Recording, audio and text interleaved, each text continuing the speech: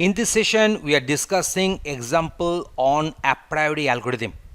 To discuss about this a priori algorithm, my point is that it would be better if we can go through one example here. So here we are having one set of items. So here how many items are there? We are having A, B, C, D, E, F. So A, B, C, D, E, F means we are having 6 items are there, and we are having transactions ID. There is a 2000, 1000, 4000, 5000. So these are the transactions IDs we are having, and we are having 6 items are there. So against each and every transaction ID, which items have got sold against that particular transaction, so that has been mentioned in this table. Now what is the problem? Find the item sets in the following database of 4 transactions with minimum support 50% and confidence 50%. So support and confidence, the respective equation you have shown you earlier.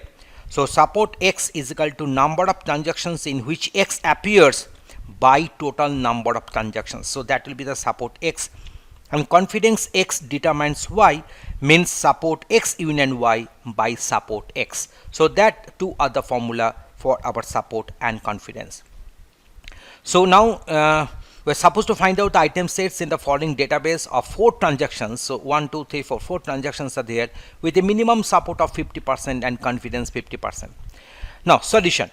So here there are 4 transactions and minimum support is 50% and confidence 50%. So now converting 50% support into integer numbers. So now you see 50 into 4 by 100. So what is the 50% of 4? And that is obviously 2. What is the 50% of 4? That is obviously 2. So 2 is the respective support. So from the 50% we have converted this support value to in terms of a certain integer. So that means that every item A, B, C, D, E, F, also you can consider here E obviously. So A, B, C, D, E, F, so just consider here E also, must be present at least in 2 transactions. So now in the step 1, now we shall consider the single subset, that is a scan D for count of each candidate, and the candidate list is A, B, C, D, E, F, and find the support in this way. So let me go for the calculations. Now.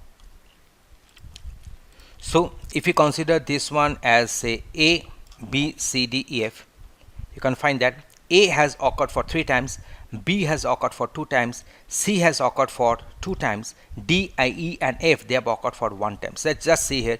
A has occurred for 3 times, B has occurred for 2 times, C has occurred for 2 times, D, E and F, they have occurred for 1 time only. So that is the respective case. So you can find that for C1, now we shall eliminate those items whose support count is less than 2, because already 50% of this 4 we have decided that one is 2. So D, E, F, they would be eliminated. Why this D, F would be eliminated? Because they are having the support value which is 1 and that is below 2. So they will be eliminated. So D, E and F, so all these 3 items will be eliminated from here. So we'll be remaining with this A, B and C in our C1. So A, B, C will be remaining because their support count is actually greater than or equal to 2. Next we shall go for 2 items. That means we are going to calculate the C2. C2 means the respective there is a cover containing 2 items at a time. So out of this A, B and C, we can have 3 different subsets. One is AB, another one is AC, and another one is the BC. So we are having 3 different subsets here. So this ABC can have, in case of C2, we can have 3 different subsets, and they are nothing but AB, AC and BC. AB, AC and BC. So now see, AB has occurred for 1 times, AC has occurred for 2 times and BC has occurred for 1 time. So let me go for again. See AB. AB has occurred for 1 times. See, you see AB pair is available only in the transaction ID 2000, and AC has occurred for 2 times because A and C both are there in transaction ID 2000 and 1000, and we are having this one is AC and AB. So now going for the BC. So BC has got only 1 time occurrence. So you can find that this one, you can find that AB has support count 1, AC has support count 2 and BC has support count 1, but we had the support count threshold value is 2. So only A AC will be allowed there, because it is having the support count greater than equal to the threshold value. So AB and SBC, so they will be eliminated. So they will be eliminated. So we are remaining with this AC only. So we'll be remaining with this AC. So now in C2 we have two subsets. So that is so step 5, compare candidate C2 support count with the minimum support count. So L2 will be having this AC. So AC will have the support count too. So now you know that we are having the frequent item. So we are having this frequent item, that is AC. Frequent item is AC here. So we can have two association rules. One is A determines C, another one is C determines A. So here let us here the respective confidence. We know that the A and C both of having the support of 2, and the confidence we require is 50%. Confidence we require is 50%. Now A determines C. So here A will be known as antecedent and C will be known as consequent. So it is a rule actually. So A determines C means A is known as antecedent. So if A, then C. So C is known as consequent. Here in this case C determines A. So here C is the antecedent and A will be known as a consequent. So now let me go for the table now. See here, A has occurred for 3 times.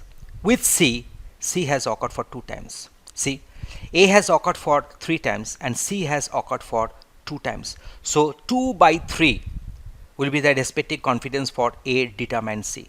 On the other hand, C has occurred for 2 times and along with A only it has occurred. So here the respective confidence will be 2 by 2. So that will be also 10%. So now let me go for the calculations. So 2 by 3 is 0.66, and that is the confidence is my 66%, which is greater than 50%, and 2 by 2 is 1, so it is 100%, so it is greater than 50%. So the confidence can be calculated in this way, that the support count here it is 2 by the number of occurrences, that is 2 by 3, 0.66, and similarly 2 by 2, that is 1. Minimum confidence threshold is 50%, that was given in the problem. So then both the rules are output as a confidence above 50%. For both the cases the confidence will be above 50%. So the final rules are: rule 1, A determines C, that means if A then C, that means A is the antecedent, C is the consequent, and rule 2 is also valid, C determines A. So now what is happening? So that is we are having the support, we are having the confidence both of 50% threshold. If A item has got purchased, so also C will be purchased, and if C item has got purchased from the shop, and then A item will be also purchased. So here we are having the two association rules between these frequent elements. So in this way the a priori algorithm we have discussed. See, this is my full code here, full example here. See, this is my a priori algorithm. So let us go for one example, that how to implement this one using our Python code. Thanks for watching this.